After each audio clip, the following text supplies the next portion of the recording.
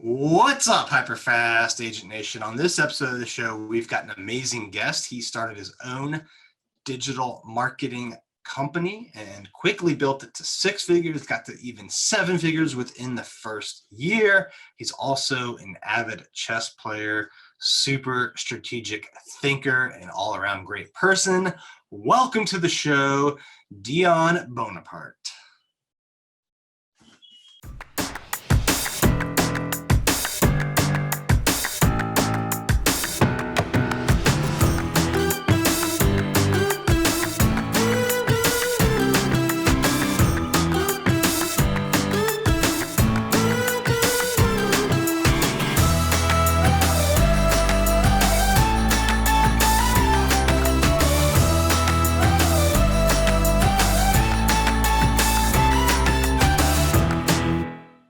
All right, welcome to the show today, Deon. How are you doing? I am doing good. Thank you for having me. Yeah, I'm excited to have you on. You're one of the first chess players, the prolific chess players we've ever had. But I know you got a lot of other great stuff to talk about as well. And Yeah. You've had some amazing growth with your company, which we'll get into. But before we get into all of that great stuff, give the listeners and viewers, for those who are watching on YouTube, a little bit of background on yourself and how you got to where you are right now. Yeah, for sure. You know, it's funny. I have like 3 versions of the story: short, medium, and long. But I'll keep it short here. Well, basically, I started out in high school. I graduated with about a 1.7 GPA, and where I'm from, you to do 3 things. You either go to college, you either sell drugs, or you go work at a factory. I worked at a factory. Didn't want to sell drugs, and I didn't have the grades for college. And so at this factory is where I spent about a few years here, and I said, you know what, there has to be more than life than just assembling car parts. And so from that day, I remember I went and I got a book, and I firmly believe that, no matter where you are, it's hard to be something that you've never seen. So I started to see who I wanted to be in books, and I started to read, and then I ended up actually enrolling back in school. I had dropped out about 3 or 4 times up until that point, but I ended up enrolling back in school. Ended up doing really well. Graduated last year. And then Congrats, congrats, by the way. Thank you. Yeah, and so most of my friends, they ended up, going to work for someone. I said, I think I want to start my own company. So at that point, I started my own. At the time, it was a brand consultancy agency. Now we're a digital marketing agency, but I started it then. I remember getting my first customer the first month, made $750. I was super excited. But then the next month that doubled, and then the next month it like quadrupled, and then I just started to see exponential growth really quickly. And I launched in the middle of a pandemic, but we made 6 figures in 5 months, and now we're on track to do 7. Yeah, and now we're on track to do 7. So it's been really, really good. So it's kind of a just a quick aside here, just so you know, most real estate agents never touch 6 figures, let alone right out the gate. Oh, really? Yeah, less than 10% actually get to that level. Wow. And less than 1% get to 250. So even less, get to 7 figures. So it's truly amazing what you have accomplished in such a short amount of time. And you persisted, which is what I like about your story. Do you think going back to school helped you, or didn't matter, or what's your overall take on that? Yeah, well, I would say this. Going back to school, I could have definitely learned that information outside of school, but I was able to be connected to some pretty cool people, and that happened through school. Actually, I had a corporate job right before I started my own company, and actually the boss of that company, he owns the #1 marketing agency in Chicago. And I learned how to run a company from him. Like, he taught me how to run a company. So although I was working for his company, I was really paying attention to the boss. And then the boss showed me how to run my own company. And I firmly believe to this day, that was one of the reasons why I was able to scale so quickly. He's also a mentor of mine now. So, school, as far as the information goes, you could definitely learn that outside of school. But the connections is what really set me up to be successful. So. Yeah, I've believe close to what you're saying there, and I've even heard like Elon Musk and some really smart, successful people echo that really school teaches you, if you need it, how to do hard but sometimes meaningless stuff like homework, chores, and it's like a fun place to meet people, and a lot of times those connections can lead to business success or help you down the road. It's just interesting that you started off in the factory, because I think a lot of what our schools are designed around is kind of prepping people for the factory, not to go out and start their own business or have personal financial success. And, Prep you to be an assembly worker, for sure.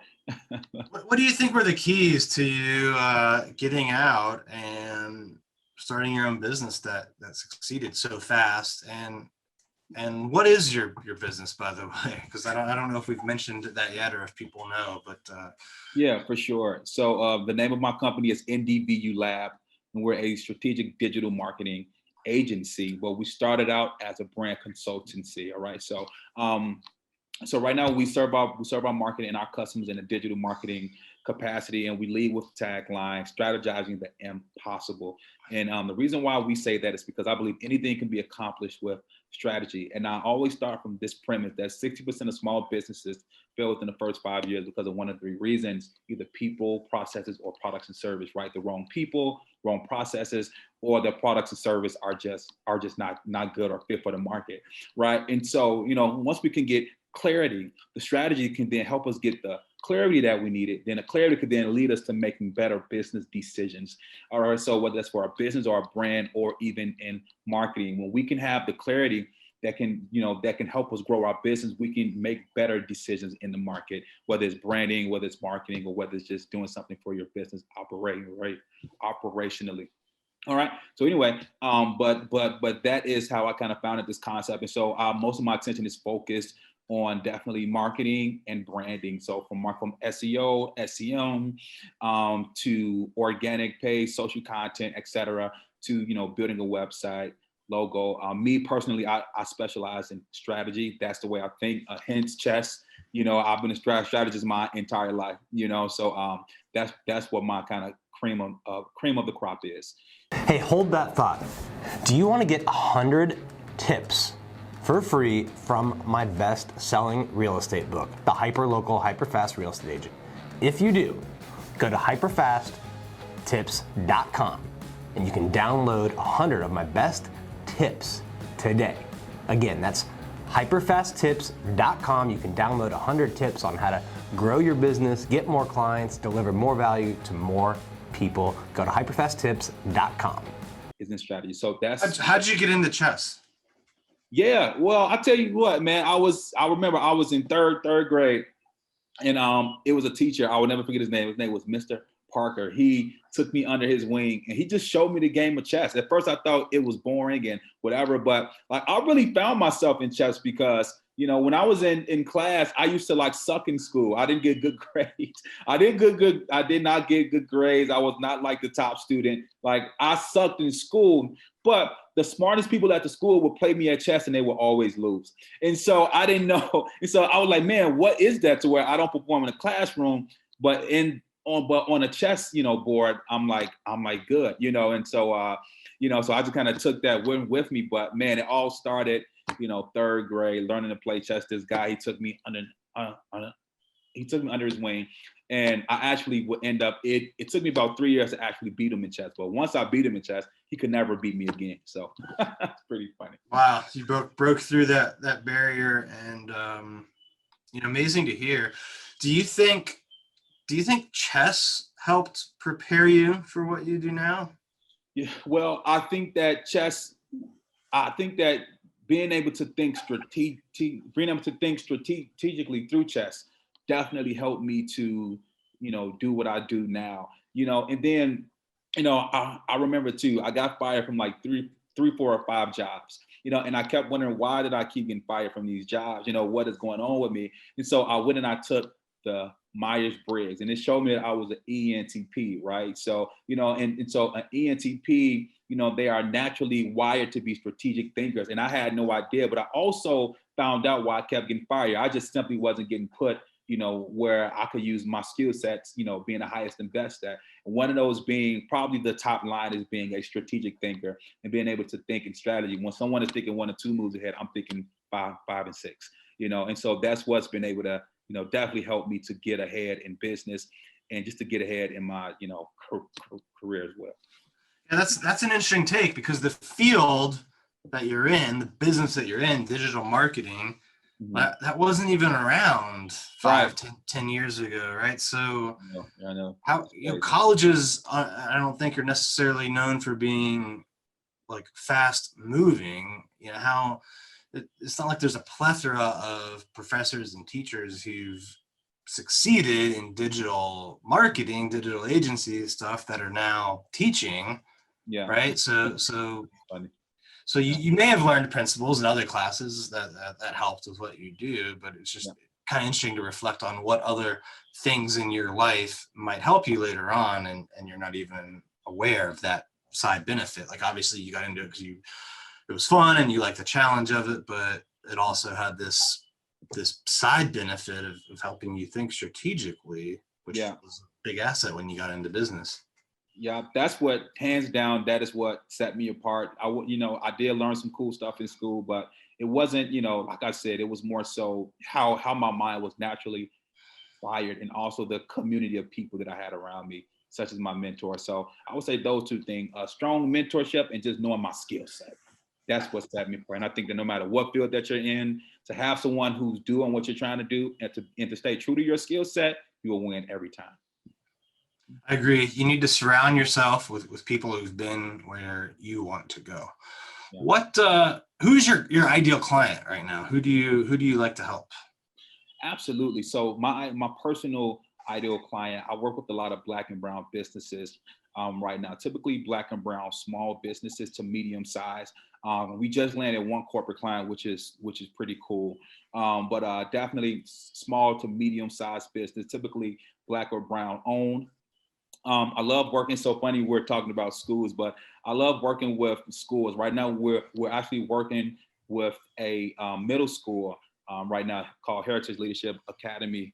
But we're currently working with them, and I just helping them to strategically build a marketing strategy and plan to be able to increase enrollment in their school. Right now, everywhere around the world, schools enrollment is just, going down, it's just, and you don't really see that picking up anytime soon.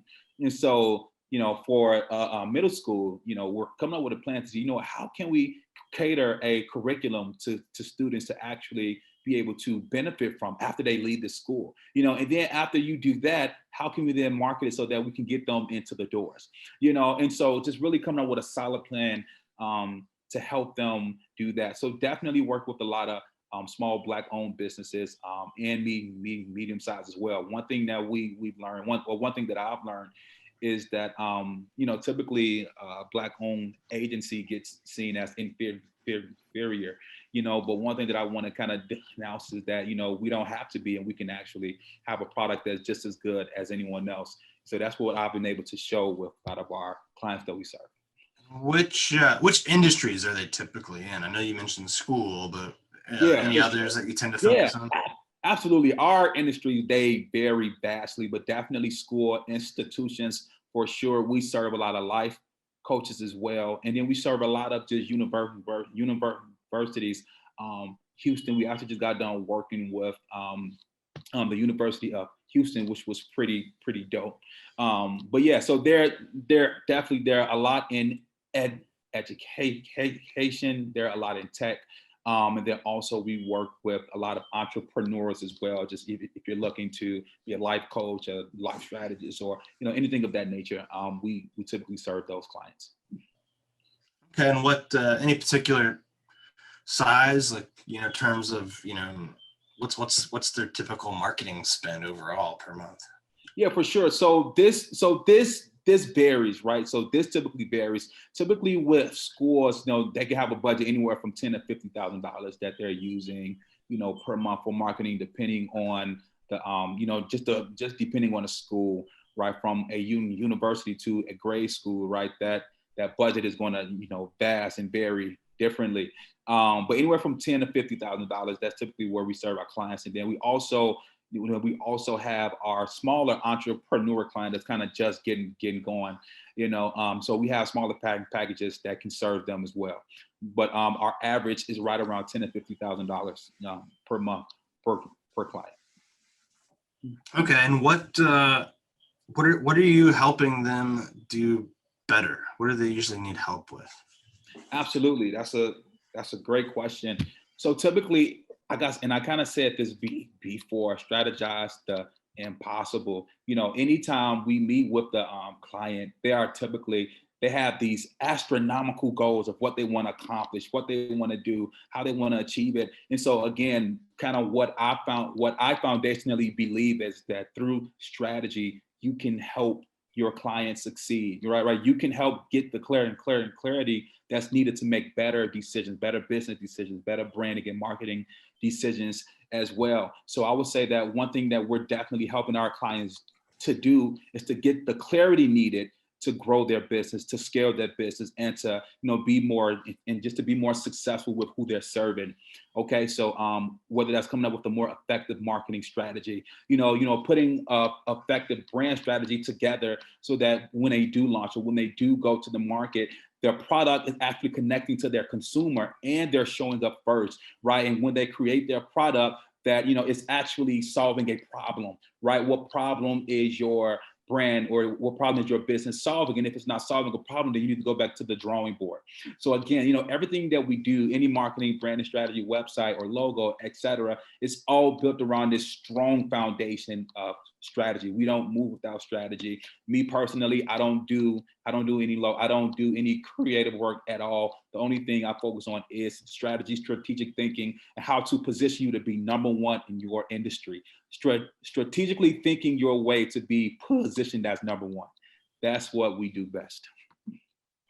Yeah, I think if you don't have a good strategy, it doesn't matter what tactics you implement, right? Like there's a good old Sun Tzu quote. It's probably a couple thousand years old, and it's hopefully I don't butcher it, but it's something along the nature of strategy without tactics is the slow road to defeat. Tactics without strategy is the noise before defeat. So you need both, and you need alignment and really to know what your purpose is and how you're different, and to really own that and be authentic before. And that's great that that's part of the process that you do, helping people get clarity around that. Hey, hold that thought for a minute. Do you have a client that needs to buy or sell a home in the DMV area? Then why not trust the highest selling team in the DMV, the Carrie Scholl team? We've helped thousands of buyers and sellers and would love to help your clients. And we guarantee we will save them time, money, and stress throughout the process. And they will be so grateful that you referred them to us. Go to carriescholl.com to learn more. Again, that's carriescholl.com to learn more about sending us your clients that need to buy or sell a home in the DMV area. That's carriescholl.com. Absolutely. Strategy is again my personal bread and butter. And before you do anything, you should always be strategizing. How can I accomplish that goal? How can I reach that goal? What do I need to do? And it happens with strategy to get the right tactics to solve that problem. So, yeah. What's been the biggest challenge for you as you've grown as fast as you've had, going from startup to 6 figures to 7 figures in 1 year? Where have the challenges or growing pains been for you? Yeah, do you know what's funny? Someone asked me this question when I was just scaling, and I honestly didn't have an answer for him because I was enjoying it so much. But now, kind of being more into it, is like, well, I definitely see some problems now. The very first thing that I noticed with scaling so quickly is that number one, even though you're seeing some income and some impact, you're still a baby. It's still so much that you're learning. It's still, you're still a baby. There's still so much that you're learning. One thing that I said we're like the child star that just got thrown into the spotlight, but you're still super young. And so one thing one way that I have to look at my business is, well, first of all, I understand that I need the 3 Ps in order to scale: the people, processes, and products and services, and they all need to be working efficiently in order for me to grow. Well, my processes, it worked at one level, it was broken at another.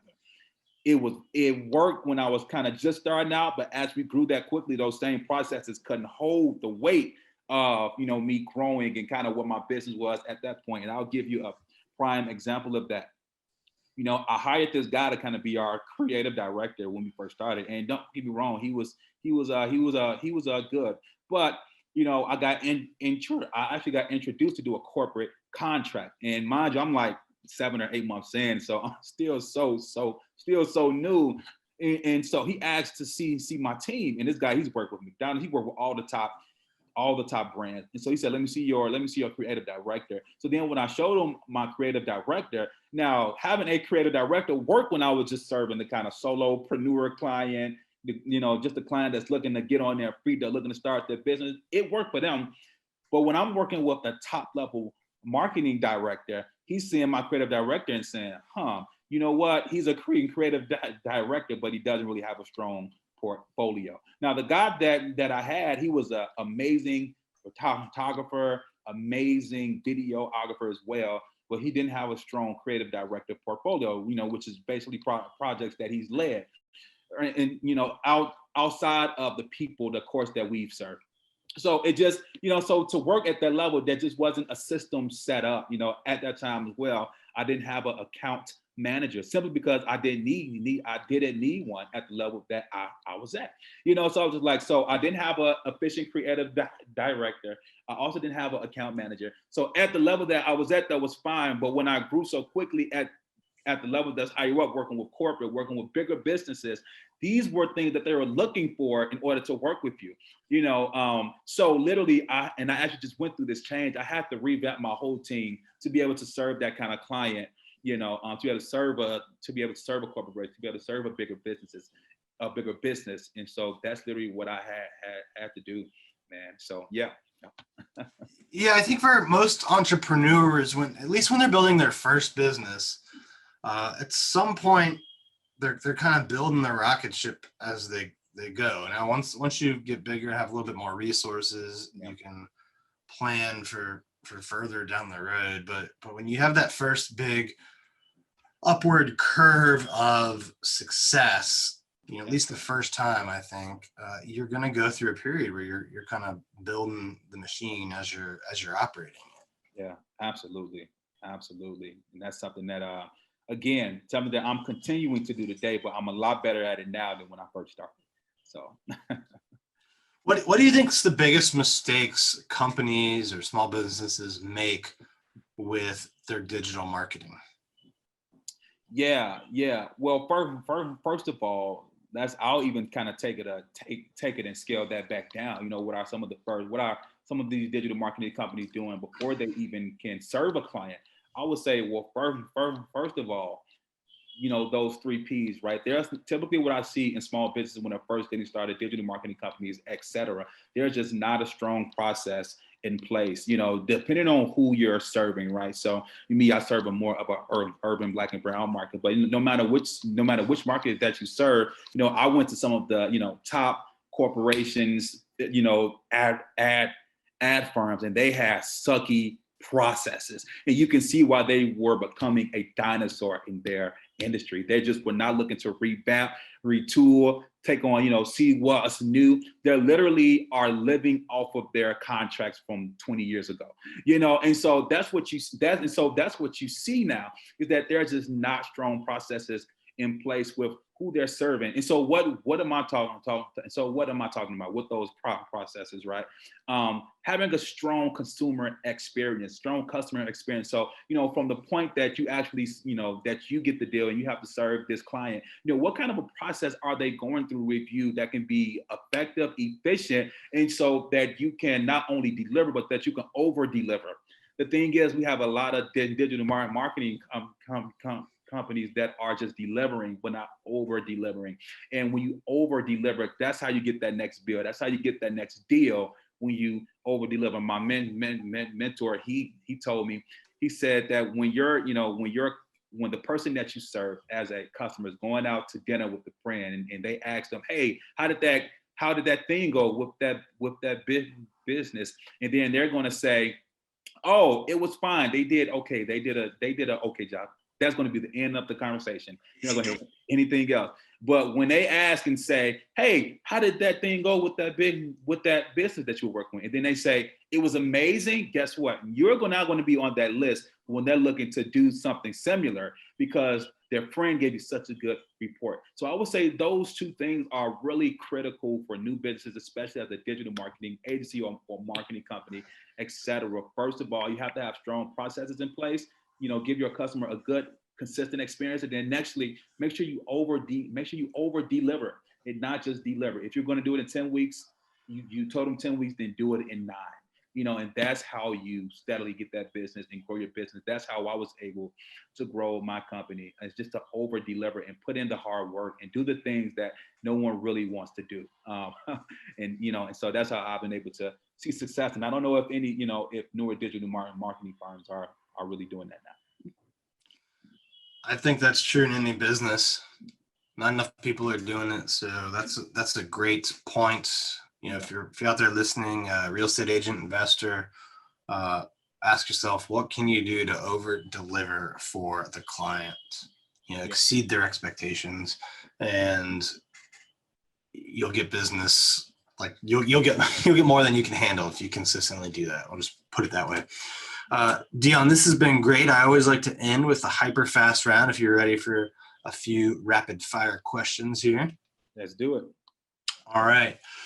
What's your biggest piece of advice to a new entrepreneur? Go big or go home. Go big or go home. If you're not in it to win it, then don't do it. Being an entrepreneur will eat you alive if you're not in it to, for the long haul and to win it. So, yeah. I agree. What about an experienced entrepreneur or someone who's been in business for a while? What would you tell them?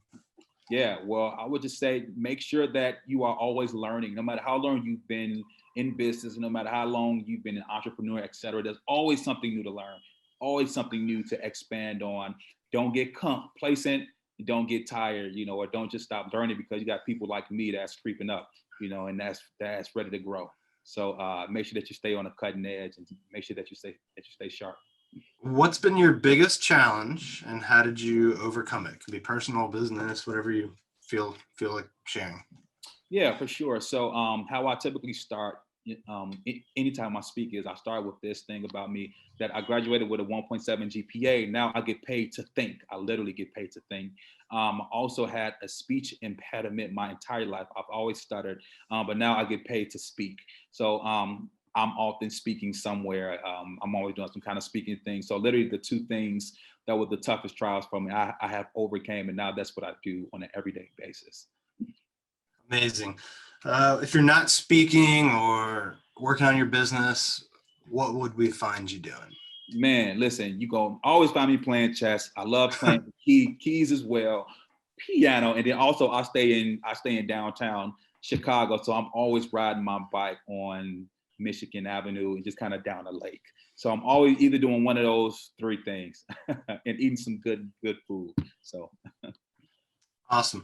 Last question here on the HyperFast round. Where do you see yourself 5 years from now?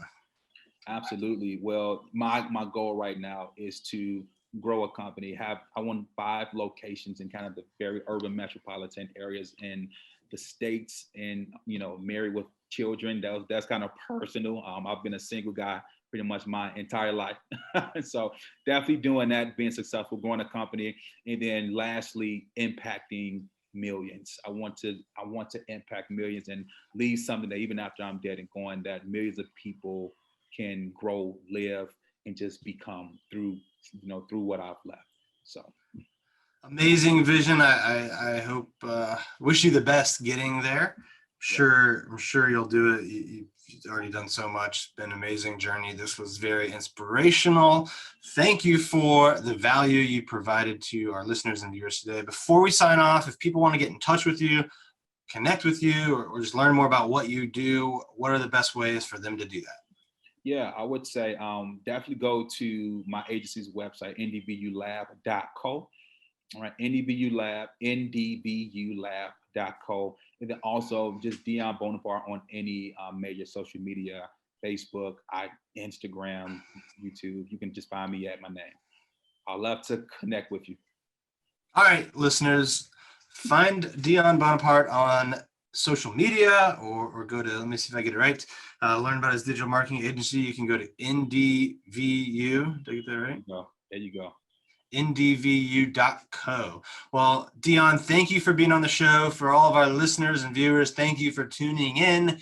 Please leave us some feedback, comment on what you liked or didn't like, share this with someone, hit the subscribe button, all that good stuff. We'll see you next time. All right.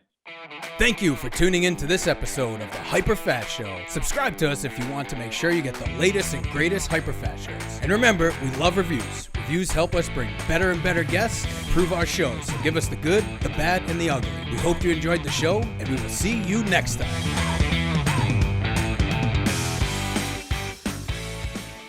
Hey guys, thanks for sticking around to the end. I hope you enjoyed that video, and if you want to see more, click right here. And if you want 100 real estate tips from my best-selling book,